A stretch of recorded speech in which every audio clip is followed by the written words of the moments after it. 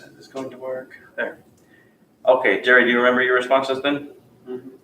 What did you measure, first of all? Okay. What was the length of your phone? 14.5 centimeters. 14.5 centimeters. Okay. So that's important right there for accuracy and precision. You were accurate to half a centimeter, or I guess to the 10th of a centimeter, because you would have, well, which side of your meter stick did you use? The one with all the lines or not? That side? Okay, so that one only goes to half. Yes. Okay, so you were accurate to half a centimeter. If you use the side with all the lines, and that has millimeters on it, so you could have said 14.50 with that one, which would have been to the millimeters place. But it was also exactly on it too. Cool.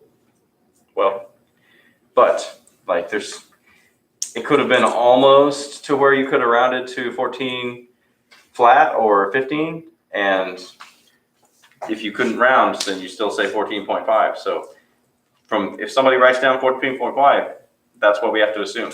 So that's accuracy right there. I want to see what everybody measured and see if somebody measured the same thing, like one of these desks. Marshall, what'd you measure? My phone. Phone, okay. Yeah. Y'all have the same phone or anything? No. Jimmy, what'd you measure? No, Huh? I think so. You're supposed to measure it. You got a meter stick right there. Look at that activity and see, pick an object to measure and fill out that Google form. What you got, Colton? Phone, what kind of phone is it? iPhone, iPhone? What kind of iPhone? like 6. Okay, but you probably got a different case from anybody else that might have. Yeah. Harina, what'd you measure? Desk? The whole desk all the way to the floor? Yeah. All right. Hunter, what'd you measure? iPhone, Phone, what kind of phone is it? Samsung A11. Samsung A11. We'll try to remember that. Did you get to measure something, Caden? I was about to. Okay. Yeah, I know you had to go get that. That's all right. Francisco, what'd you measure? Just the top? Yeah. Okay. What'd you measure, Andrew? Book. What'd you measure? Just the top or all the way to the floor? All the way to the floor? All right. Well, we're gonna compare y'all's two since you measured. Let's see if you measured exactly the same parts of the desk. Y'all have different models of desks, so might not work. We'll try it out. So, Karina, what'd you get for the height of your desk? 72.2. 72.2 centimeters.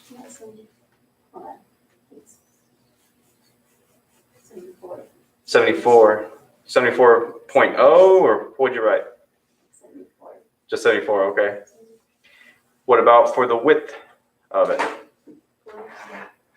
Sorry? 60. 60? So I guess y'all measure different parts for the width. But okay, what'd you say, 45 and 60? Okay, what about for the length? 86. Okay, you said 60? Huh. Yeah, I think y'all just, one of y'all might have measured to the chair and one of y'all didn't, so. If we focus just on the height, what was that again? 72.2 and 74. Okay, so I'm sure that y'all made accurate measurements. Your desks are different, so. But if you have the same desk, regardless of exactly how tall that desk was, if y'all got different measurements, that makes the measurements imprecise. Because if you think about, there we go. If you have this is like a bullseye here. It's not a very well drawn bullseye, but it's a bullseye, I guess. If you hit the bullseye, would you say that that's accurate or not?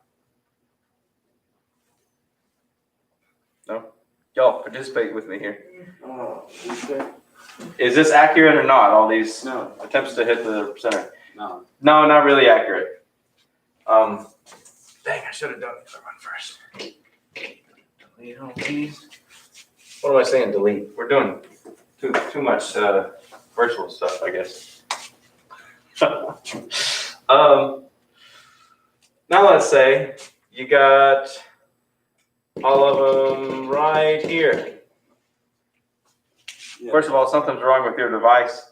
I think you should probably check on it because that's weird. Maybe you tried all at once. They all came out at once, and that's why they ended up right there. I mean, good job holding it steady, I guess, but I wasn't pointed the right way. These are precise, but not accurate because they all had about the same measurement. Y'all's, the 72.2 and the 74, if you'd measured the same desk, would have been weird.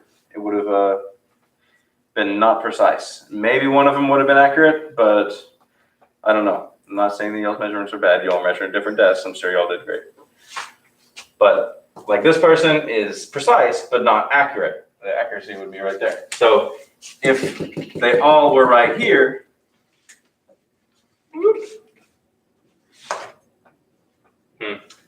that is precise and accurate because they're all together and they're all where they're supposed to be.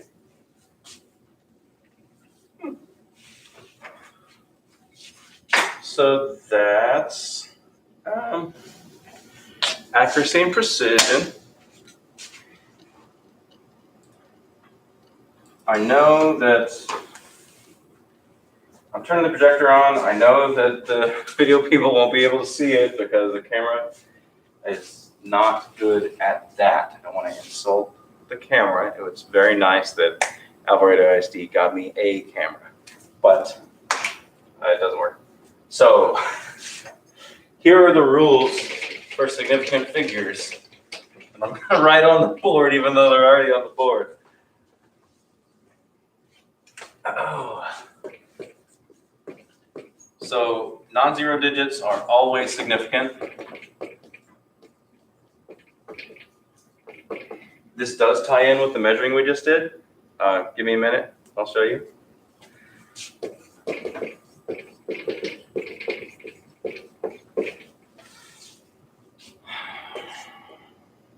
Virtual people, I'm sorry about that brown marker yesterday. I had no idea that wasn't going to show up. It's just a weird camera. Okay, so if you have, like 4023, 4023, that would have 3 significant digits because that 0 is not significant. The only non-zero digits it has is the 4, the 2, and the 3. We'll do examples actually written here. Second.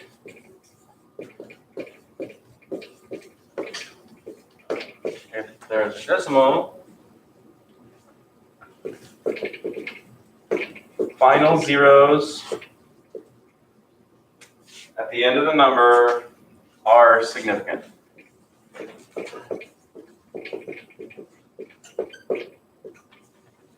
So like Jerry, when I was saying with yours, if you'd said 14.50, that is a significant figure because it means something. It means that it's not just 14.5 and maybe you rounded from 14.45 or maybe you rounded from 14.54.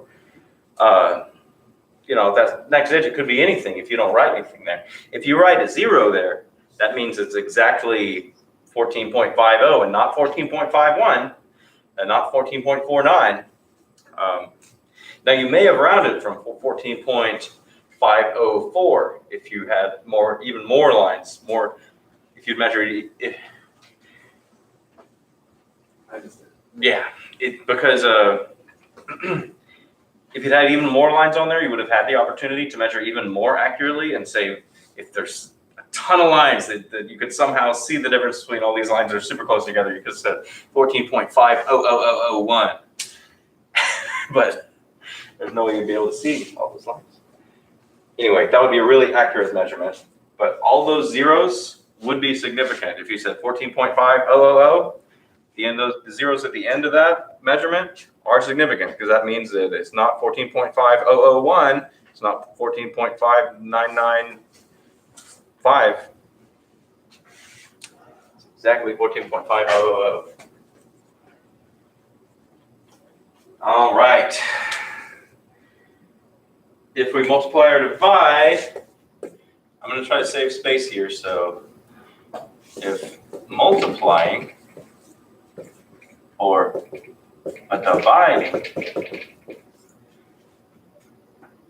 answer must have the least number of sig figs that were present in the problem.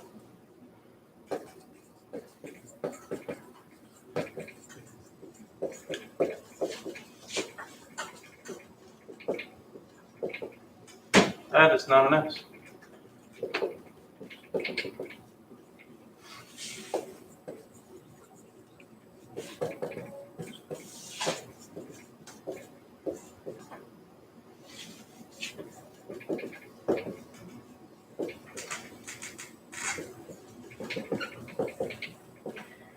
So factors are the two things involved in multiplying, dividend and divisor are the two things involved in dividing. So like if we multiplied, are y'all paying attention here? If we multiplied Jerry's number 14.5, which has 3 sig figs, because it has 3 non-zero numbers, and we multiplied your number of 74, which has 2 sig figs, we're going to get a 3-digit number, but we're going to have to round it so that, let's do it. We're going to have to round it so that it only has 2, because this rule means the answer must have the least number of sig figs present in the problem. So if we do 14.5 with 3 sig figs times 74 with 2 sig figs, our answer has to have 2, so that's the least number involved. So let's see what that is.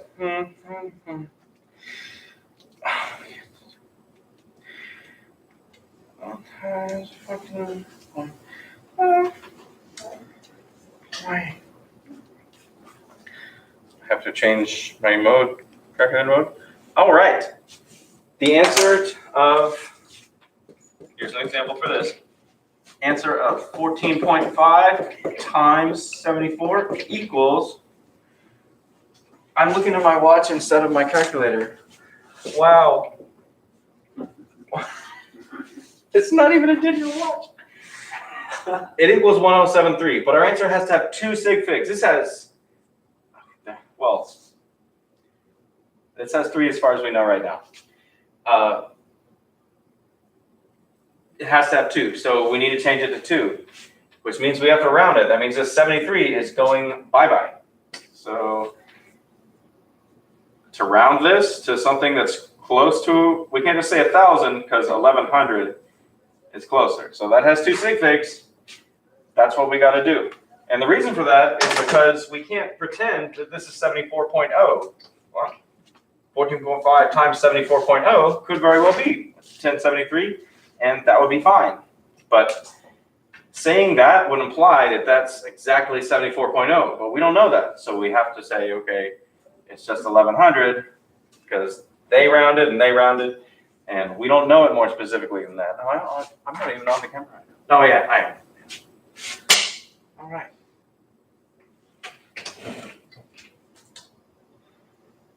Those are sig figs. Let's do a few more examples so that we can practice this. Here we go.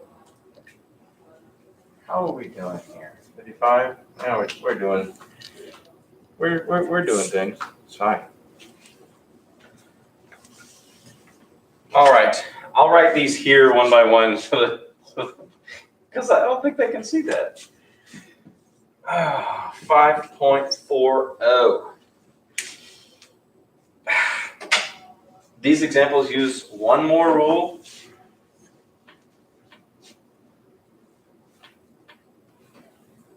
I don't know why that, I gotta fix that for next class. One more rule is zeros between significant digits are significant. So that's why I was hemming and hawing about 1073, because that 0 is between a 1 and a 7, which are both significant because they're non-zero. Yes, I know, okay.